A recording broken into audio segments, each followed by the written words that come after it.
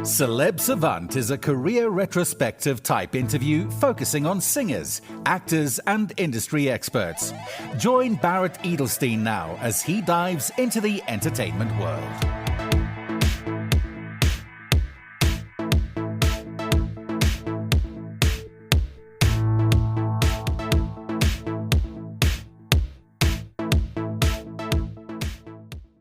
Dench is an up-and-coming South African DJ who started his music journey in January of 2023. He has been in the industry in a variety of forms and working with other artists since 2018.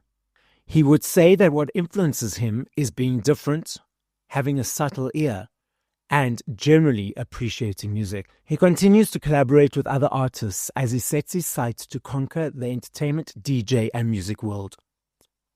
Up next on Celeb Savant, we've got Dench. Where in the world are you and how are you doing? I am currently in Midrand, where I do most of my work. I'm doing great. Obviously, I'm a little nervous. It's my first proper offering to the people. A little nervous, but just as excited. So I think that makes for a good combination. Wait, before we go there, how did you choose the stage name Dench? Where does that come from? Oof. Okay, so Dench really, it's a UK slang term. Okay. It's a UK slang term that they used to use maybe a good 5 years ago at this point. It was just anything that describes anything good, anything positive, how you carry yourself. You have a good aura, how you dress. Instead of them saying you look amazing, they'd say, hey, you absolutely look Dench. It became a personality trait as well. So you could have a Dench personality. Yeah, it's just basically anything good, anything positive, anything in the greater light, and I just took it and it stuck with me. Jeez, I've had it since high school even. That's good. I've actually never heard that before, so that's interesting.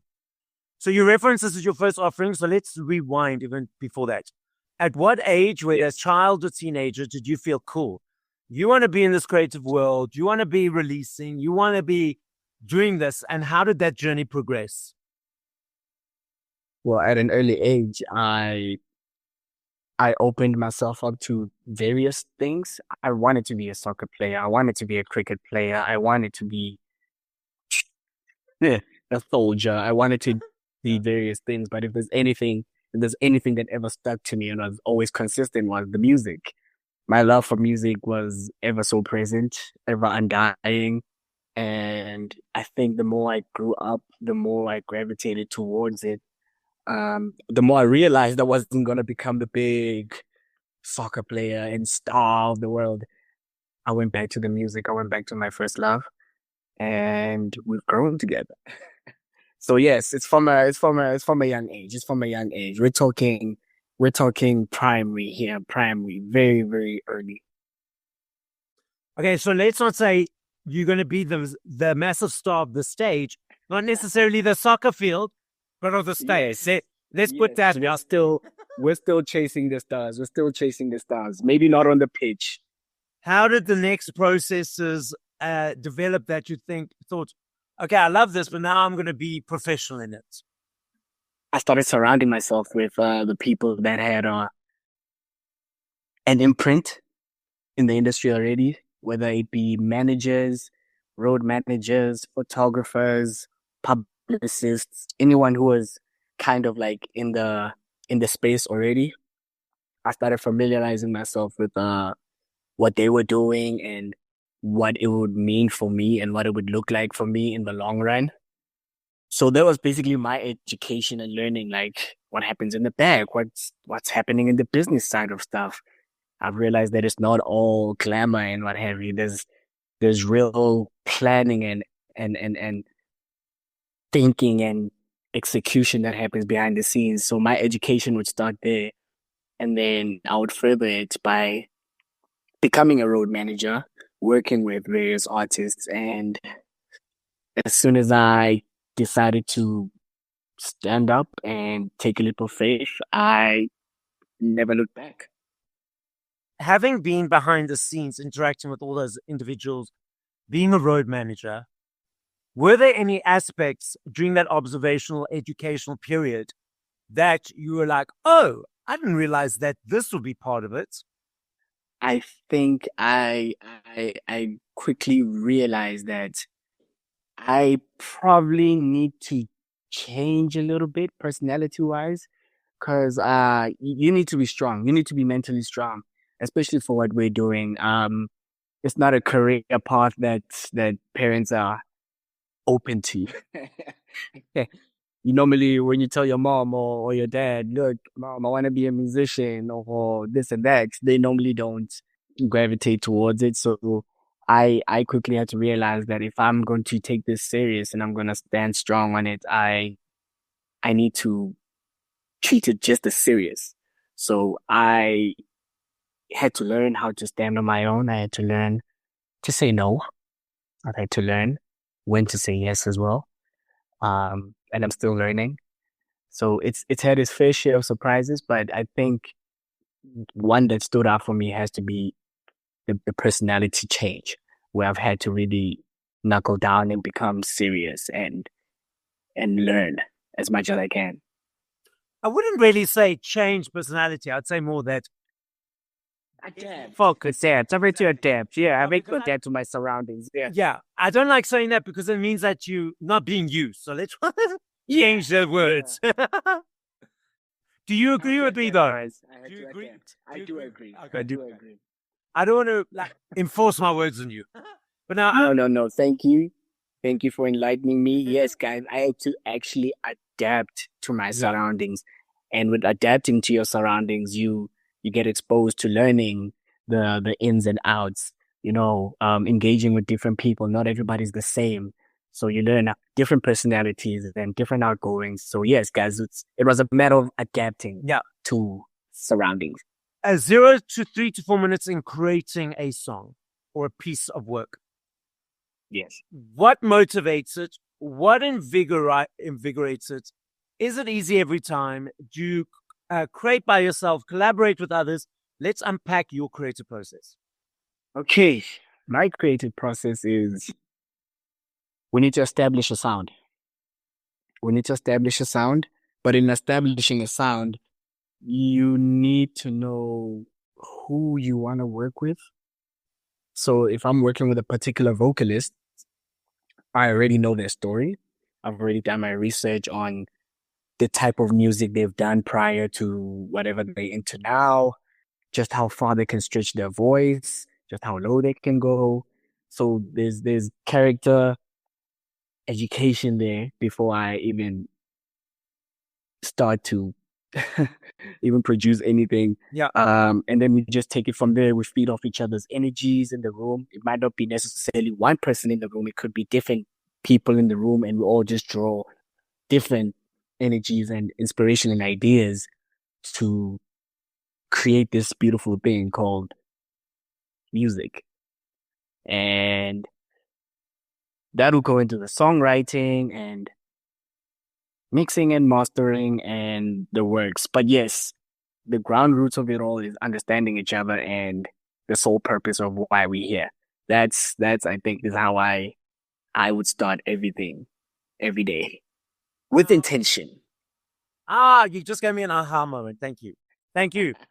I needed to hear that in this moment. So Yes. I love me a CD.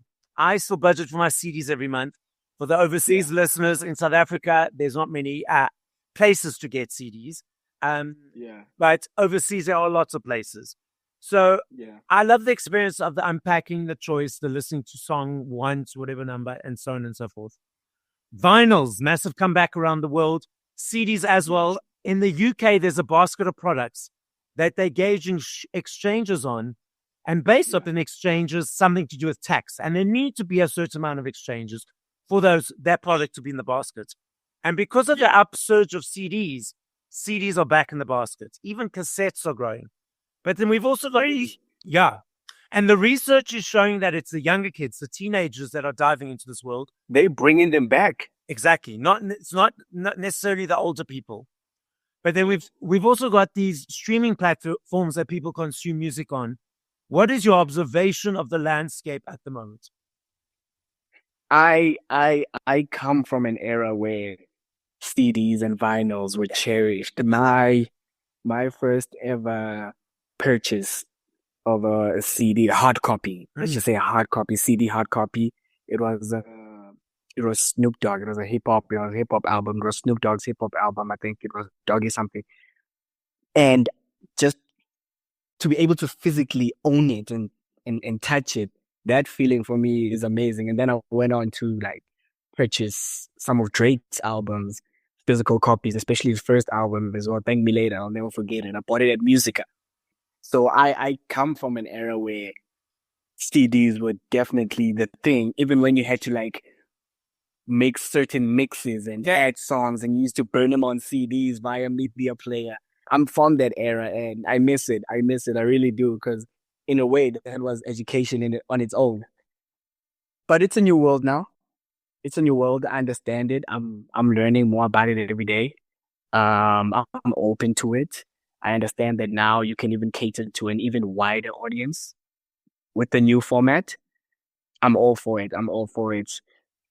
And so when I do drop music, I make sure that it's on all DSPs and all musical platforms so it can reach whoever that it can reach. But I think it'll be pretty cool if like one day I do get to have like a hard copy of my work. That would be amazing. Not if, when. When? Yes. When? Yes. Let's speak it up there. Let's speak it. Let's bring it to life. Okay, so what's coming up for the next period? What's happening over the next period of time? All right. I have my work cut out for me. I seriously have my work cut out for me. More music. Currently, I'm in the process of shooting visuals for some of my music because I like to be counterproductive. So if I'm gonna make a song, I already have an idea on the look and feel of it, and I wanna be forward thinking and when are we shooting? What are we getting? What do we need? So that should we deliver the song to the general public, there's already like visuals along with the song. So there's been lots of that going on right now. Apart from obviously what I'm doing right now, which is promoting my song. Lots of music, lots of visuals, lots of events actually, lots of events. I actually found out today that I'm playing at Bacardi. Very excited about that. So I'm praying that I keep opening doors to more events, more bigger crowds, and just growing in the industry. The name of the song, remind us, please. The name of the song is Sponono Sasetegwini. Okay.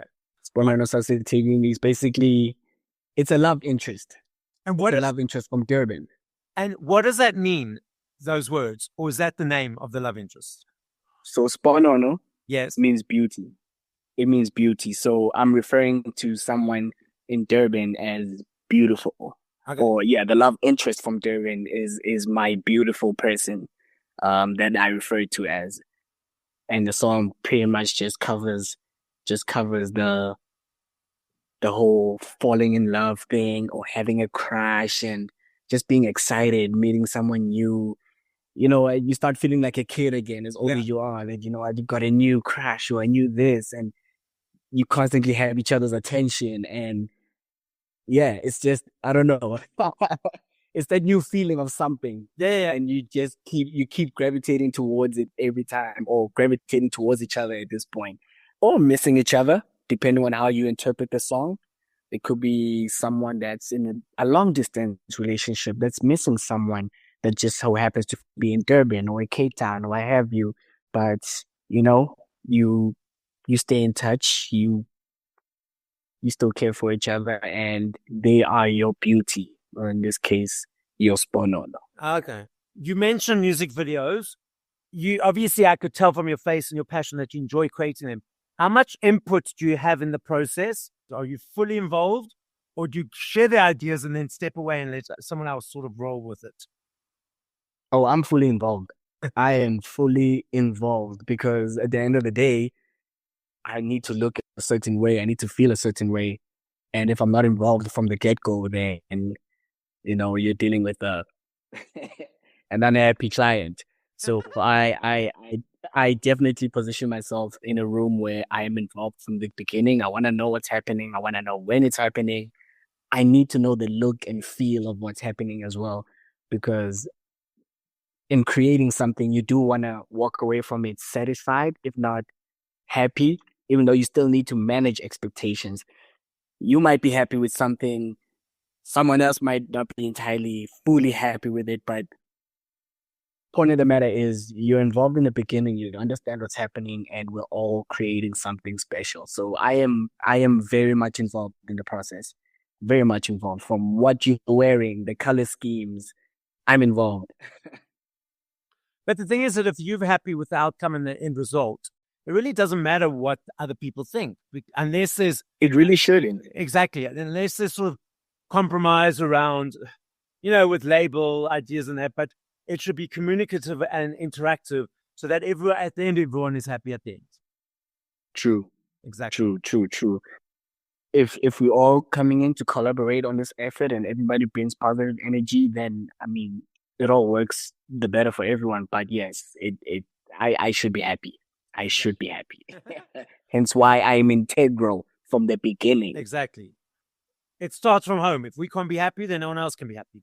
We don't love ourselves, no one else can be loved. Exactly. All that kind of stuff. There you go. You can't expect the world to love you the same. I love this game. I know if I had to ask you this question in 2 minutes, 10 years, 5 minutes, I know your answer will be different every time. I recognize that and I understand that. I'm not saying favorite. I'm saying top of mind. If you had to push play to 5 songs by other artists once you finish this conversation, and if you can't think of songs, just 5 artists, who would those artists be? And if you can think of songs, what would those songs be? Ooh, can be any artist. Yeah. Ooh. Top of mind right now, I was even listening to it in the car. Drake, True Love. It's on his Take Care album. So Drake, True Love. Kabza the Small, Asibe Happy. Mm-hmm.